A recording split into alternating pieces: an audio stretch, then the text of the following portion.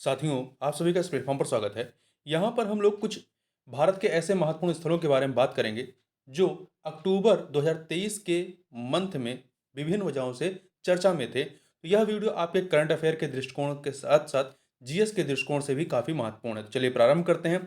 सबसे पहले बात करते हैं हम लोग धोर्डो गांव गुजरात के बारे में। तो यह धोर्डो गांव गुजरात क्यों चर्चा में था? क्योंकि संयुक्त राष्ट्र विश्व पर्यटन संगठन, ये शॉर्ट में हम लोग यूएनडब्ल्यूटीओ के नाम से जानते हैं, ने इसने सर्वश्रेष्ठ पर्यटन गांव में से एक के रूप में इसे सम्मानित किया है। ठीक है, तो देखिए 54 गांवों की सूची थी। उस 54 गांवों की सूची में से भारत के थोडो गांव को जो है सर्वश्रेष्ठ पर्यटन गांव 2023 का पुरस्कार दिया गया है। यदि प्रश्न पूछा जाए कि विश्व पर्यटन संगठन या संयुक्त राष्ट्र विश्व पर्यटन संगठन यूएनडब्ल्यूटीओ द्वारा भारत के किस गांव को सर्वश्रेष्ठ पर्यटन गांव 2023 का पुरस्कार प्रदान किया गया है, तो यह है गुजरात का थोडो गांव। तो इस बात को आप याद रखिएगा। अब अगला है आपका तेलंगाना का मुलुगु मुलुगु जिला। ये क्यों चर्चा में था? तो देखिए प्रधानमंत्री ने घोषणा की कि तेलंगाना के मुलुगु जिले में केंद्रीय जनजातीय विश्वविद्यालय स्थापित किया जाएगा, जिसका नाम जनजातीय देवी शमक्का सरक्का के नाम पर रखा जाएगा। यहाँ पर एक बहुत बड़ा मेला भी लगता है, समक्का सरक्का जो देवी है यहाँ की, इनके नाम पर। ठीक है, काफी विश्व प्रसिद्ध मेला है तेलंगाना का। तो ध्यान रखिएगा कि यदि पूछा जाए कि आपका देवी शमक्का सरक्का जनजातीय विश्वविद्यालय, केंद्रीय जनजातीय विश्वविद्यालय कहाँ स्थापित किया जाएगा, तो तेलंगाना के मुलुगु गांव में स्थापित किया जाएगा। इस बात को ध्यान रखिएगा। ठीक है, कहाँ पर? तेलंगाना में। तेलंगाना जो है आंध्र प्रदेश से अलग होकर के एक नया राज्य बनाया गया है। एक नया राज्य बनाया गया है जो कि कब बनाया गया है? 2014 में बनाया गया है। तो ध्यान रखिएगा 2014 में तेलंगाना नए राज्य के रूप में सामने आता है। इसके अतिरिक्त थोड़ी सी चीज और याद रखिएगा, कई बार पूछ लेता है कि तेलंगाना का बॉर्डर किन राज्यों से मिलता है और आंध्र प्रदेश का बॉर्डर किन राज्यों से मिलता है। तो देखिए तेलंगाना का बॉर्डर जो है आपका छत्तीसगढ़ छत्तीसगढ़ से, आंध्र प्रदेश से, महाराष्ट्र से और कर्नाटक से। छत्तीसगढ़, आंध्र प्रदेश, महाराष्ट्र, कर्नाटक, 4 राज्यों से लगता है। जबकि जबकि इसकी सीमा जो है उड़ीसा से नहीं लगती। जबकि आंध्र प्रदेश की बात करें तो आंध्र प्रदेश की सीमा जो है उड़ीसा से, तेलंगाना से तेलंगाना से लगती है, छत्तीसगढ़ से लगती है, छत्तीसगढ़ से लगती है और कर्नाटक से लगती है। तो कितने राज्य हो गए? उड़ीसा, छत्तीसगढ़, तेलंगाना, कर्नाटक। तो आंध्र प्रदेश की सीमा 4 राज्यों से लगती है। देखिए पहले जब तेलंगाना बटा हुआ नहीं था तो आंध्र प्रदेश की सीमा महाराष्ट्र से लगती थी। अब आंध्र प्रदेश की सीमा महाराष्ट्र से नहीं लगती है, अब तेलंगाना की सीमा महाराष्ट्र से लगती है। पहले देखिए, पहले जो था जब तेलंगाना वाला हिस्सा आंध्र प्रदेश में था तो एक प्रकार से आंध्र प्रदेश उड़ीसा से लगा हुआ था। अभी भी उड़ीसा जो है तेलंगाना से मतलब सीमा बनाता है, सॉरी आंध्र प्रदेश से सीमा बनाता है। जो उड़ीसा है उसकी सीमा आंध्र प्रदेश से लगती है, परंतु उड़ीसा की सीमा जो है वो आपकी तेलंगाना से नहीं लगती है। इस बात को आप जरूर ध्यान रखिएगा। कई बार मैपिंग में यह प्रश्न पूछ लिया जाता है।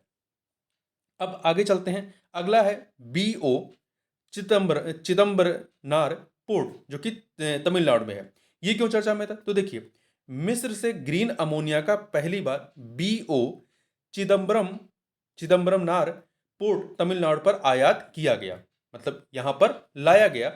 तो सबसे पहले हम लोग बात करते हैं ग्रीन अमोनिया। ग्रीन अमोनिया क्या होता है? देखिए वो अमोनिया जिसको बनाने की प्रक्रिया 100% नवीकरणीय एवं कार्बन मुक्त होती है, जिसकी बनाने की प्रक्रिया 100% नवीकरणीय और कार्बन मुक्त होती है, वो ग्रीन अमोनिया होता है।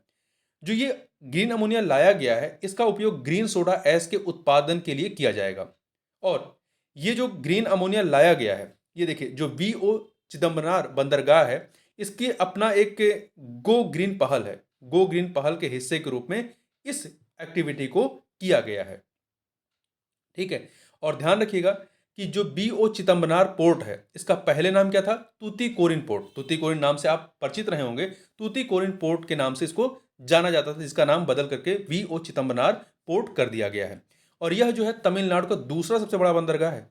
यह तमिलनाडु का दूसरा सबसे बड़ा बंदरगाह है और भारत का चौथा सबसे बड़ा कंटेनर टर्मिनल है। तो इस बात को भी ध्यान रखिएगा। इसके अतिरिक्त देखिए एक प्रश्न और पूछता है मालाबार तट और कोरोमंडल तट।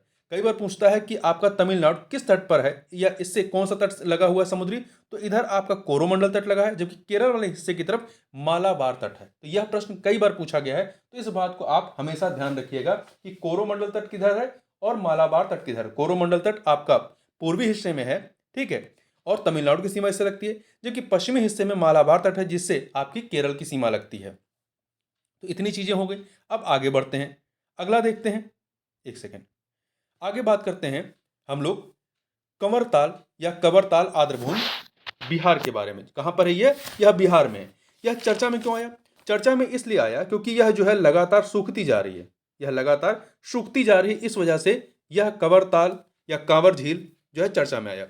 और यह जो है बिहार की एकमात्र रामसर आर्द्रभूमि है, जो रामसर की साइट है, जो रामसर की सूची है उसमें शामिल एकमात्र ये बिहार की झील है, कवरताल या कांवर झील। तो इस बात को भी आप ध्यान रखिएगा। यह बिहार के बेगूसराय जिले में मीठे पानी की उथली झील है और इसे पश्चिम बिहार का दर्जा भी प्राप्त है।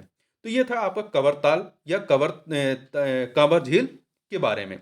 अब बात कर लेते हैं हम लोग यहां पर मिल्क नदी जो कहां पे है? नागालैंड। इस बात को ध्यान रखिएगा कि मिल्क नदी किस राज्य से संबंधित है? नागालैंड की है। तो यहां पर क्या हुआ है? यहां पर हुआ है कि हाल ही में रंग बदलने वाली मछली की एक नई प्रजाति बादिस लिमाकुमी की खोज की गई है।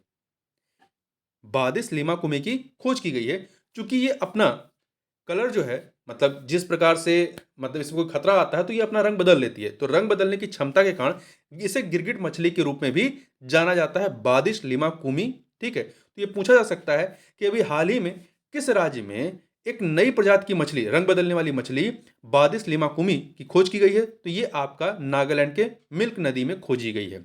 और मिल्क नदी भारत के नागालैंड में मोकोचुंग जिले में, कौन सा जिला? मोकोचुंग जिले में स्थित है। और इस नदी की जो सहायक नदी है वो तुशुरोंग इसकी सहायक नदी है। तो इतनी चीज याद रखिएगा।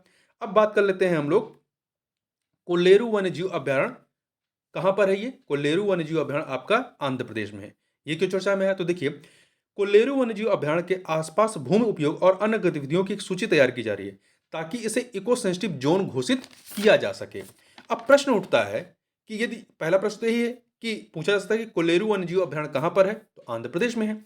दूसरा प्रश्न होता है कि इको सेंसिटिव जोन होता क्या है? तो देखिए, पर्यावरण संरक्षण अधिनियम 1986 के अनुसार इको सेंसिटिव जोन घोषित किया जाता है। और ये जो इको सेंसिटिव जोन है, इन्हें राष्ट्रीय वन्यजीव कार्य योजना में भी शामिल किया गया है।